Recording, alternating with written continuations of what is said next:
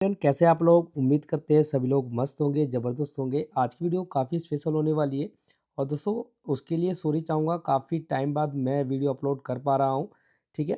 तो थोड़ी-सी दोस्तों हेल्थ की जो प्रॉब्लम्स थी वो चल रही थी काफ़ी टाइम से और अभी भी थोड़ी-सी दिक्कत है। थोड़ा जो है ना सर्दी जुकाम की वजह से गले में थोड़ा इन्फेक्शंस हो गए थे और उसमें आवाज़ ही नहीं निकल पा रही थी, तो अभी भी कुछ थोड़ा ऐसा ही है। बट ऐसी सिचुएशन आई कि वीडियो बनानी पड़ रही है, ठीक है? अभी मैं चाहता नहीं था कि भई अभी मैं वीडियो बनाऊँ, ठीक है? पर कोई दिक्कत नहीं है, मैं फिर से आप लोगों को दोस्तों जो ट्रेल है, आज इसमें 20% तक की गिरावट हुई है और पिछले दोस्तों कुछ दिनों से ये जो स्टॉक्स है वो गिरता ही जा रहा है। बट आज इसने हद पार कर दी है, 20% की एक बड़ी गिरावट, वो भी दोस्तों एक डाउन सर्किट, ठीक है? आप देख सकते हैं पहले हम यहाँ पर सपोर्ट पर थे। आप देखेंगे पहले हम कहाँ पर थे? एक अच्छे सपोर्ट पर थे, जहाँ से लग रहा था कि यहाँ से सारी चीज़ें सही होने वाली है, ठीक है? और अगर देखें तो उसके बाद में आप देख सकते हैं 20% के लोअर सर्किट जो आए हैं, वो दोस्तों हमारे ₹300 के लेवल्स के आस-पास में देखने को मिले हैं। और ये जो लेवल्स है वो एक दोस्तों पहले तो ये भी लेवल था देखो, ये भी एक अच्छा स्ट्रॉन्ग सपोर्ट था, वो भी टूटा और टूटने के बाद में देखिए हमारे जो लेवल्स है वो नेक्स्ट दोस्तों हमारे सपोर्ट पर आकर रुक गए हैं, ठीक है? अब मैं आपको धीरे से बता देता हूँ कि भई यहाँ पर जो गिरावट हुई है वो क्यों हुई है, ठीक है? क्योंकि बहुत सारे लोग परेशान हैं, काफ़ी सारे लोगों की यहाँ पर होल्डिंग्स है। मेरी भी यहाँ पर 700 क्वांटिटी पड़ी हुई है, एक पोर्टफोलियो में 700 है, एक पोर्टफोलियो में 200-250 क्वांटिटीज़ मेरे पास में है, ठीक है? अराउंड मेरे पास में 900 क्वांटिटीज़ के आस-पास में है, काफ़ी पुरानी पड़ी हुई है, प्रॉफिट भी पहले बुक किए थे। अगेन यहाँ पर फिर से गिरावट आ चुकी है। अब बहुत सारे लोग ये सोच रहे हैं कि ये अपॉर्च्युनिटी है, क्या फिर इसमें से जो इन्वेस्टर है वो निकल जाना चाहिए? क्योंकि कुछ न्यूज़ थी और न्यूज़ के बाद में जो इसके रिज़ल्ट थे वो इतने गंदे थे कि इसका जो नेट प्रॉफ़िट था वो 49-48% गिर गया, ठीक है? एकदम से ही और ये फर्स्ट टाइम हुआ है, अभी मैं आपको इसकी सारी चीज़ें दिखाऊँगा वो सारी चीज़ें और अभी जो एक पॉज़िटिव न्यूज़ है, कंपनी ने हाल ही में दोस्तों एक ऑर्डर रिसीव किया है वो 104 एंड 5 करोड़ के आस-पास में है, जो कि गुजरात पावर कुछ करके वहाँ से इनको रिसीव हुआ है, ठीक है? तो इनकी जो ऑर्डर बुक है वो काफ़ी ज़्यादा बड़ी होती जा रही है। अब मैं यहाँ पर जो सारी चीज़ें वो क्लियर कर देता हूँ क्योंकि बहुत सारे लोग परेशान हैं, काफ़ी सारे लोगों के मैसेज आ रहे हैं, पूरा व्हाट्सएप भरा पड़ा है, पूरा टेलीग्राम भरा पड़ा है। तो भाई हर किसी को मैसेज कर पाना पॉसिबल नहीं है। एक वीडियो मैं आपके लिए बना देता हूँ, ठीक है? जिसमें सारी चीज़ें आपकी दोस्तों क्लियर हो जाएगी कि आगे आपको क्या स्टेप लेना है, ठीक है? तो चलिए, अब मैं आपको बता देता हूँ ट्रांसफार्मर रेक्टिफायर्स की।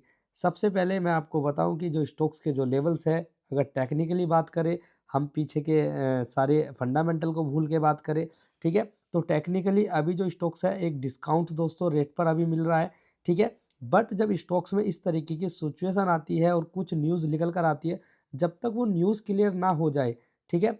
तब तक हमें क्या करना है, थोड़ा-सा स्टॉक से अलग हट के रहना है। उसको ट्रैक करते रहना है। ये नहीं है कि भई उसमें आँख मीच के क्वांटिटी ऐड करी जाए। आज इसमें 20% के लोअर सर्किट लगे, कल देखेंगे होगा क्या? मुझे ऐसा लग रहा है कि कल यहाँ पर एक अच्छा दोस्तों पॉज़िटिव यहाँ पर इम्पैक्ट मिले कि भई स्टॉक्स यहाँ से रिकवरी करे।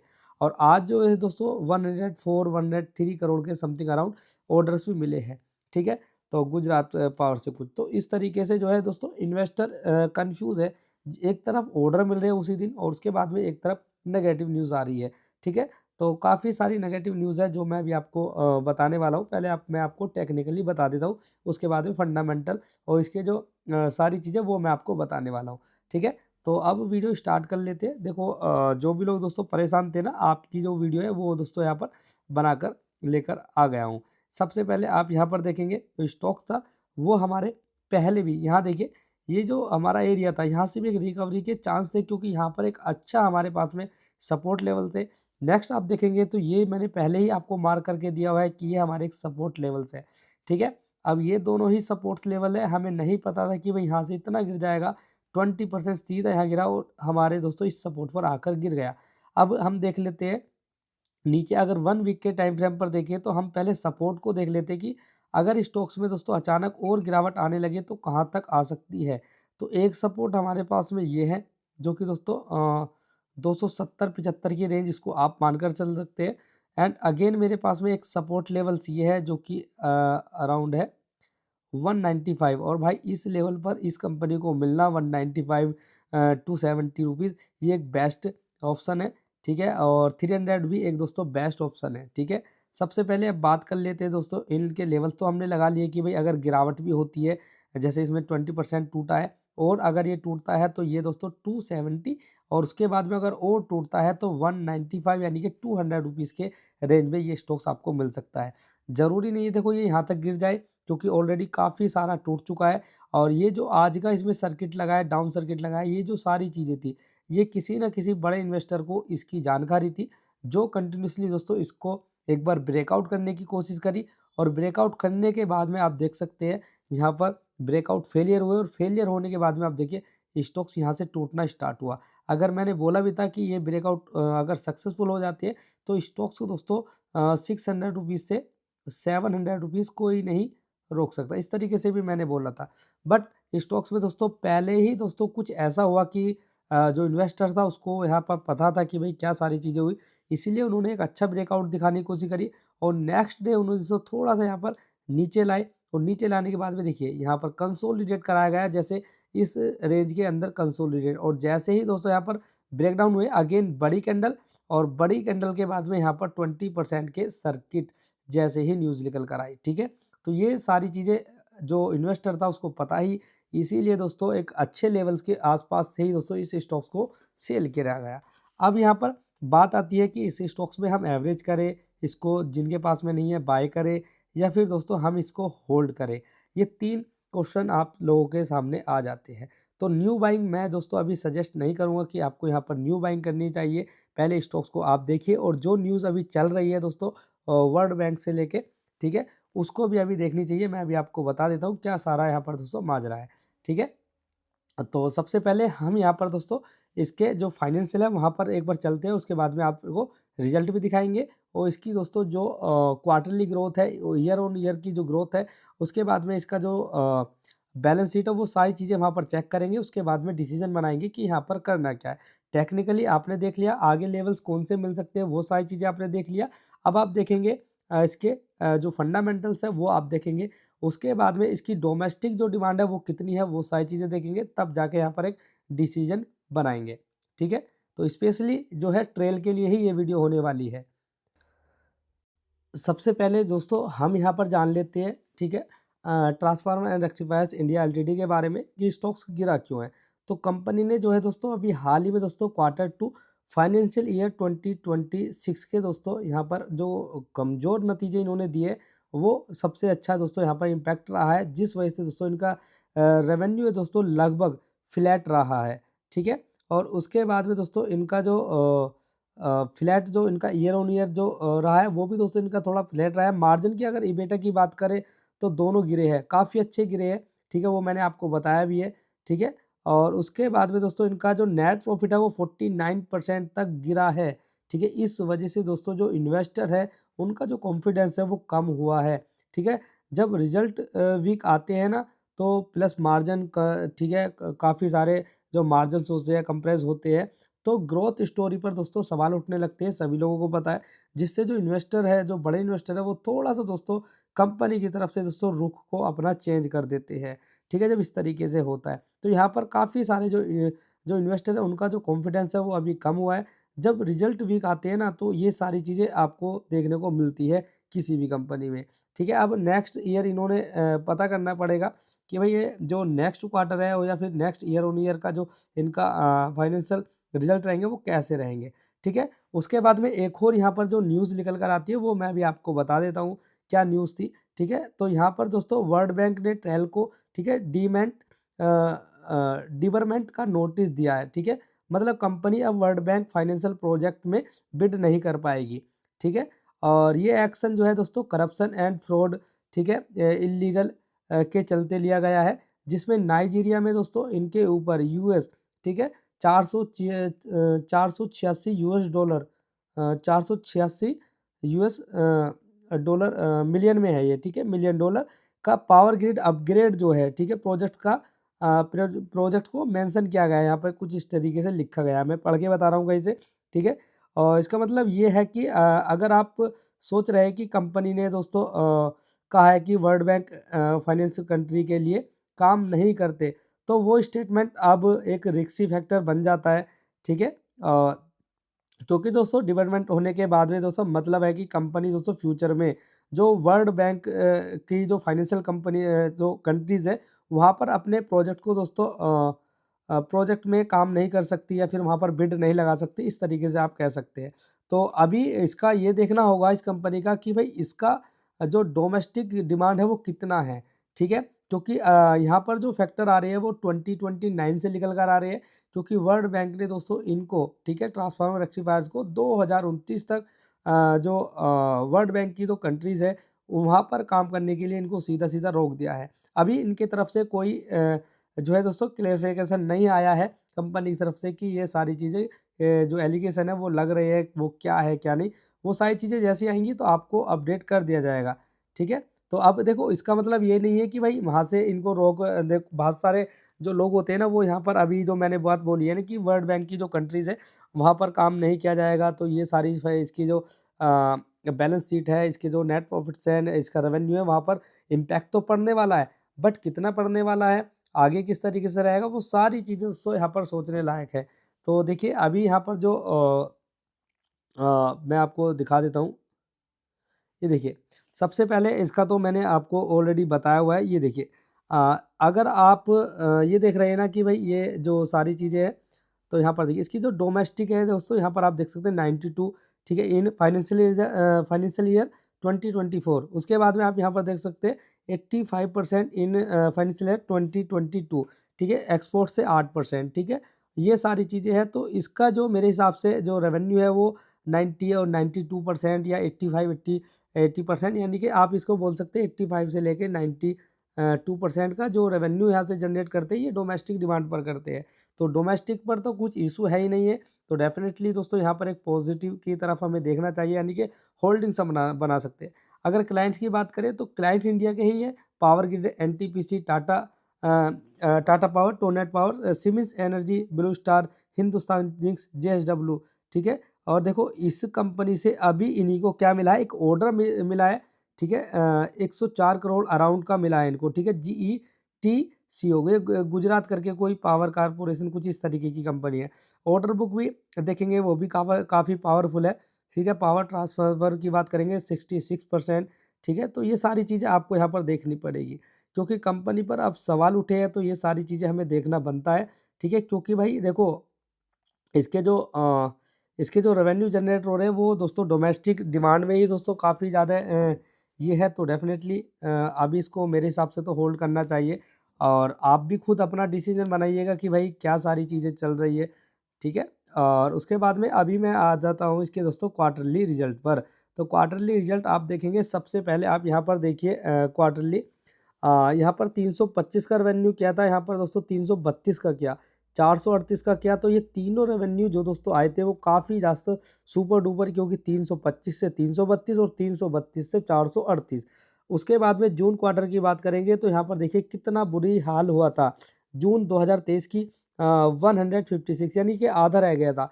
उसके बाद में धीरे-धीरे इन्होंने दोस्तों कमबैक किया एंड 257, 370 और 513 बहुत तरीके से। उसके बाद में आप देखेंगे 322।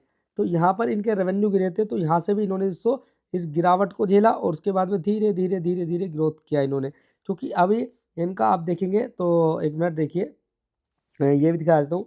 यहाँ इनका रेवेन्यू गिरा था, ठीक है, और यहाँ पर आप देखिए इसके जो दोस्तों ऑपरेटिंग प्रॉफिट थे वो 10%, 9, 7, उसके बाद में 3 रह गए थे। उसके बाद में फिर देखिए 8, 10, 14 और यहाँ पर आप देखिए 17, इस तरीके से। ये सारी चीज़ें इन्होंने धीरे-धीरे फिर अपनी जो है इम्प्रूवमेंट किया और अच्छा इन्होंने किया, ठीक है। अभी और देख लेते हैं, और नेट प्रॉफिट की बात करें तो नेट प्रॉफिट देखिए काफ़ी अच्छा रहा है। बाकी अभी की बात करेंगे तो रिसेंटली काफ़ी ज़्यादा गिरे हैं, ये देखिए। इसका अगर निकालेंगे आप क्वार्टरली तो काफ़ी अच्छा दोस्तों काफ़ी ख़राब रहा है। बट पॉज़िटिव है, अच्छी बात है, क्योंकि यहाँ पर आप देख सकते हैं 42 से ये 21 पे आए थे। उसके बाद में आप यहाँ पर देख सकते हैं 10 से 12 पे भी आए थे, तो यही सारी चीज़ें आप रिपीट कर रहे हैं। क्योंकि हमें क्वार्टरली में क्या करना चाहिए था, अगर देखें तो 94 से 67, अगर यहाँ पर न्यूट्रल भी रहते तो हमें 60, 67, 65 रहता कि अगर फ्लैट भी आता। तो ये 50% से ज़्यादा यहाँ पर अराउंड गिरा है, ठीक है, 50% के अराउंड ये यहाँ पर गिरा है, ठीक है। तो काफ़ी गिरावट है क्वार्टरली अगर देखें। उसके बाद में ऊपर चलते हैं, ऊपर की अगर बात करेंगे तो सेल्स में आप देखिए जो इसकी मार्च की सेल थी वो देखिए अ, ये देखिए ये ईयर ऑन ईयर का डाटा है। तो 2014 से ये 732 करोड़ की सेल्स करते हैं। अगेन पहुँच जाते हैं दोस्तों ये 2017 करोड़ पर। अच्छा है। उसके बाद में नेट प्रॉफ़िट 5 करोड़ के, उसके बाद में आप देख सकते हैं यहाँ पर दोस्तों 216 करोड़ के प्रॉफ़िट, ठीक है। अभी मैं बात करता हूँ नीचे की, तो अभी मैं आपको दिखा देता हूँ बैलेंस शीट। बैलेंस शीट पर आप देखेंगे रिज़र्व कंपनी के पास में 1222 करोड़ का एक अच्छा खासा रिज़र्व है। कर्ज़े की बात करेंगे, छोटा-मोटा कर्ज़ा है 283 करोड़ का।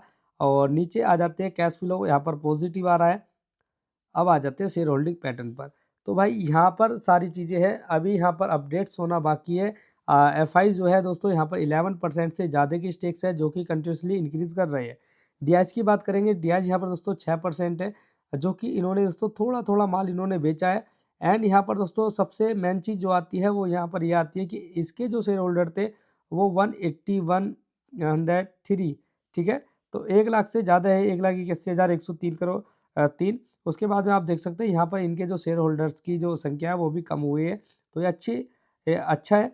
और बाकी देखो अभी यहाँ पर कुछ अपडेट्स नहीं हुआ है। बाकी इसको आप ट्रैक करते रहना, क्योंकि इस तरीके की न्यूज़ आने के बाद में जो इन्वेस्टर्स होते हैं, एफआईज़ जो डीआईज़ होते हैं, वो सारा माल एक साथ तो नहीं बेचने वाले। बट वो आगे आने वाली फ्यूचर में क्या करेंगे, थोड़ा अपना अगर प्रॉफिट बुकिंग करते हैं या फिर स्टेक्स को बढ़ाते हैं तो आपको होल्डिंग्स की तरफ ध्यान देना है। अगर ऐसा होता है कि भाई यहाँ पर 11% है और 5% स्टेक्स ये बेच देते हैं और फ्यूचर में 6% बच जाती है, या फिर इसी तरीके से डीआईज़ करते हैं, डीआईज़ के बाद में 6% है, 2% 3% बेच देते हैं, तो आपको यहाँ से एग्ज़िट करना होगा। ठीक है? इस तरीके से इसको अपडेट्स आपको देखना है कि भाई क्या सारी चीज़ें अभी मेरे हिसाब से कंपनी के पास में रिसेंटली ऑर्डर भी प्राप्त हुए हैं, वहाँ पर भी आप इसके बारे में थोड़ा-सा देख सकते हैं। ठीक है? अभी अ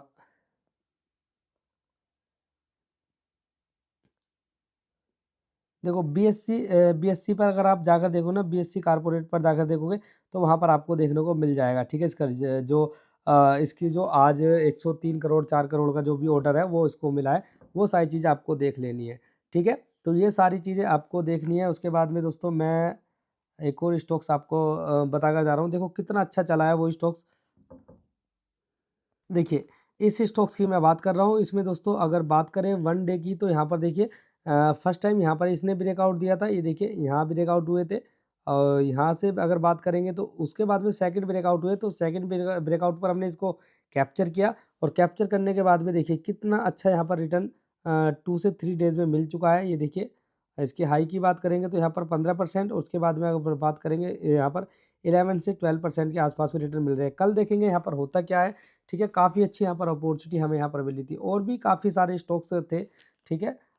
उनको आपको क्या करना है, थोड़ा-सा होल्डिंग्स बनाकर रखनी है, बिल्कुल भी डरना नहीं है। और एक बार मैं आपको चलते-चलते जो है मिड कैप का और निफ्टी का एक बार व्यू बता देता हूँ कि भई व्यू आगे आने वाला क्या है। देखो जो निफ्टी है मिड कैप जो है, मिड कैप देखिए फिर हमारे जो लेवल्स है निफ्टी मिड कैप उसके ऊपर पहुँच चुका है, क्योंकि यहाँ पर एक बड़ा पैनिक था, बहुत बड़ा पैनिक था।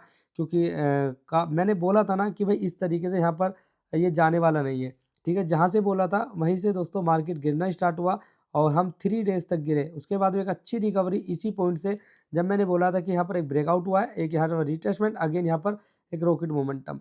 तो अभी यहाँ पर थोड़ा-सा हमें सतर्क रहना है और देखो इस टॉप लेवल के आस-पास में जो मैं मार्क करके जा रहा हूँ, यहाँ थोड़ा-सा आपको सावधानी बरतनी है, ठीक है। कभी ऐसे ही आपको चला जाए। अब जो इम्पोर्टेंट लेवल्स है 60,000 नहीं रह गया है, 60,000 का लेवल्स ऑलरेडी हम टेस्ट कर चुके हैं। अब हमारे लिए एक इम्पोर्टेंट लेवल्स है, उसके बाद में फायर मोड स्टार्ट करेगा। जो मिड कैप है वो है दोस्तों 60,400 का लेवल्स है, इसके ऊपर सस्टेन होना चाहिए। पहले भी मैंने आपको बोला था 60,000 और 60,400, इसके ऊपर अगर सस्टेन करता है यहाँ से भाई, इसको बचाने वाला कोई नहीं मिलेगा, मतलब रोकने वाला कोई, ठीक है। तो भाई काफ़ी अच्छी यहाँ पर एक तेज़ी छुपी हुई है। तो भाई उस तेज़ी का अगर मज़ा लेना चाहते हो तो भाई इस चैनल से आपको जुड़े रहना है, सब्सक्राइब करना है, क्योंकि मैं काफ़ी दिन से वेट कराते आ रहा था जब ये गिरावट थी कि भाई अभी रोकिए, होल्ड करिए, 60,000 के लेवल टच करेंगे। करे हमने 60,000 के लेवल, तो मैंने ये भी बोला था 60,000 के लेवल इस तरीके से नहीं जाने वाले, बहुत दिक्कतें आने वाली। तो यहाँ पर दिक्कत भी आई है, अभी हो सके थोड़ी और दिक्कत आने लगे, ठीक है। और उसके बाद में हम जैसे ही दोस्तों हम लिख लेंगे 60,400 के ऊपर, तो भाई तैयारी हमारी दोस्तों होने वाली है काफ़ी बड़ी, क्योंकि हम क्रॉस करने वाले हैं। अगर इस साल में ही क्रॉस कर दें तो भाई हो सकता है, क्योंकि इसके ऊपर 60,400 के ऊपर ये लेवल्स हमें बहुत ईज़ी तरीके से देखने को मिल सकते हैं, 75,000 के लेवल। अब देखेंगे इस साल के लास्ट में हम कहाँ पर पहुँच पाते हैं। वैसे मेरा जो व्यू है वो यहाँ पर अराउंड मतलब 63,000 के आसपास तो पहुँच जाना ही चाहिए, ठीक है। अगर 63,000 के आसपास हम ये इंडेक्स को पहुँचाकर रहते हैं, तो जो करंट सिचुएशन है उसको देख लेते हैं। कितनी परसेंट की तेज़ी हमें और चाहिए, 63,000 के आसपास में जाए तो भाई 5% की इंडेक्स में तेज़ी नॉर्मली देखने को मिल जाएगी, ज़्यादा बड़ी चीज़ नहीं है, ठीक है। क्योंकि यहाँ पर एक बार 400 के लेवल्स निकाले ना तो भाई यहाँ से शायद हो सकता है। और मैं एक और सेकंड यहाँ पर लेवल लगा देता हूँ फिर भी, ठीक है। देखेंगे इससे नेक्स्ट मंथ में क्या होगा। पर ये जो लेवल्स मैं अभी लगा रहा हूँ ना, ठीक है, ये आराम से ये जो लेवल्स है बहुत ईज़ी तरीके से निकल जाएँगे। बट ये कब निकलेंगे, अभी यहाँ पर ये एक्टिव नहीं हुए हैं। ये एक्टिव जो है ये वाला एक्टिव और ये जो एक्टिव होंगे, कब होंगे? जब हमारा इंडेक्स दोस्तों 60,000 के ऊपर एक अच्छी तरीके से टेस्ट कर चुका होगा, सस्टेन कर चुका होगा। अगेन वहाँ पर हम ये सारे लेवल्स ऊपर देखेंगे, ठीक है। अब बात आती है निफ्टी की। निफ्टी बहुत ईज़ी, बहुत नॉर्मल वे में चल रहा है। और भाई देखो, एक और स्टॉक्स मैं आपको बताऊँगा, जिलेंट मैंने आपको बताया था, ठीक है। छोटे-मोटे स्टॉप लॉसेस भी गए थे, काफ़ी सारे लोगों ने होल्ड किया था। ये देखिए, मैंने क्या बोला था, यहाँ पर आपको मैंने लेवल्स भी दिखा के रखे हुए थे। ये देखिए ब्लू वाला लेवल्स मैंने बताया था जब ऊपर से मार्केट गिर रहा था, ठीक है। जिन लोगों ने लास्ट वीडियो देखी होगी वहाँ पर, तो मैंने बोला था कि भाई ये हमारे जो लेवल्स है वो काफ़ी अच्छे हैं, क्योंकि 25,400 लेवल्स काफ़ी अच्छा है। यहाँ से देखिए अच्छी रिकवरी आने स्टार्ट हुई है। अभी जो है स्टॉक्स 25,600 के ऊपर जाना बाकी है। जैसे निफ्टी 25,600 के ऊपर जाएगा तो अगेन यहाँ से एक अच्छी रैली शायद स्टार्ट करता हुआ नज़र आए, ठीक है। तो अभी 25,600 और 26 ये 2 लेवल्स है निफ्टी में, और कुछ नहीं है। और निफ्टी मुझे यहाँ से पॉजिटिव दोस्तों अपना रंग बताते हुए नज़र आ रही है, ठीक है। तो इसको अभी आपको क्या करना है, होल्डिंग्स बनाकर रखना है, क्योंकि यहाँ पर जो सिंपल सेटअप बने हुए ना बहुत ईजी है। देखिए यहाँ पर आप देखेंगे इसके नीचे गया, फर्स्ट टाइम नीचे आया, अगेन यहाँ से एक ब्रेकआउट करा और एक रैली ब्रेकआउट के बाद में यहाँ पर रिटेस्टमेंट हुए, अगेन यहाँ से ऊपर की रैली, तो ये ब्रेकआउट होंगे, अगेन यहाँ से ऊपर मार्केट जा सकता है, ठीक है। तो बहुत सिंपल है, प्राइस एक्शन बहुत अच्छी तरीके से यहाँ पर एक बनाता हुआ चल रहा है, एक अच्छा पुल बैक मिलता हुआ चल रहा है और बड़ी तेज़ी दिखती है, क्योंकि जब भी प्राइस एक्शन एक बड़ी तेज़ी दिखाता है तो वो क्या करेगा, सबसे पहले एक तेज़ी दिखाएगा, इस तरीके से तेज़ी, पुल बैक, तेज़ी, पुल बैक, उसके बाद में तेज़ी, ठीक है। तो ये वाली जो तेज़ी है, ये वाली जो तेज़ी है वो तेज़ी बड़ी होती चली जाएगी और पुल बैक जो है वो छोटे होते चले जाएँगे, और रैली बड़ी, पुल बैक छोटे, इस तरीके से, ठीक है। तो ये अभी आपको थोड़ा-सा समझना है और इस तरीके से प्राइस एक्शन को समझते हुए आपको चलना है, ठीक है ना? तो ये सारी चीज़ें आपको देखकर चलनी है। बाकी देखो कुछ भी नहीं है मार्केट में, बहुत अच्छा है मार्केट, पॉजिटिव है। ये देखिए जिलैंट की अगर बात करेंगे, यहाँ पर देखिए आप 18% की तेज़ी है। कितनी बड़ी तेज़ी यहाँ पर देखने को मिली है। ये देखिए 18% की तेज़ी, इस स्टॉक्स में बहुत बड़े प्रॉफिट्स बनाए थे पहले भी। ये देखिए नीचे से हमने इसको पकड़ा था, नीचे से हमने पकड़ा था, काफ़ी नीचे से पकड़ा था। एक बार यहाँ पकड़ा और नीचे से बड़ी रैली पकड़ी, उसके बाद में फिर गिरा, अगेन आज यहाँ पर ये स्टॉक भागता बहुत तेज़ है, ठीक है। पहले भी इसने दोस्तों 10-10, 15% की तेज़ी, बहुत तेज़ी दिखाई थी और काफ़ी दिन से एक टाइट रेंज में कंसोलिडेट हो रहा था। 680 के लेवल्स अब की बार अगर पार करता है तो भाई देखेंगे क्या होने वाला है, क्योंकि यहाँ पर जो प्राइस एक्शन है वो बहुत ही ज़्यादा अग्रेसिवली, ऐसा लग रहा है कि जो बायर्स है। और मैं मेटल के अगर चार्ट देखिए आप, सीएनएक्स मेटल के चार्ट देखोगे तो वो काफ़ी ज़्यादा आपको चार्ट्स नज़र आ जाएँगे। इसी वजह से जो मेटल स्टॉक्स है उनमें आपको तेज़ी देखने को मिल रही है, ठीक है जी।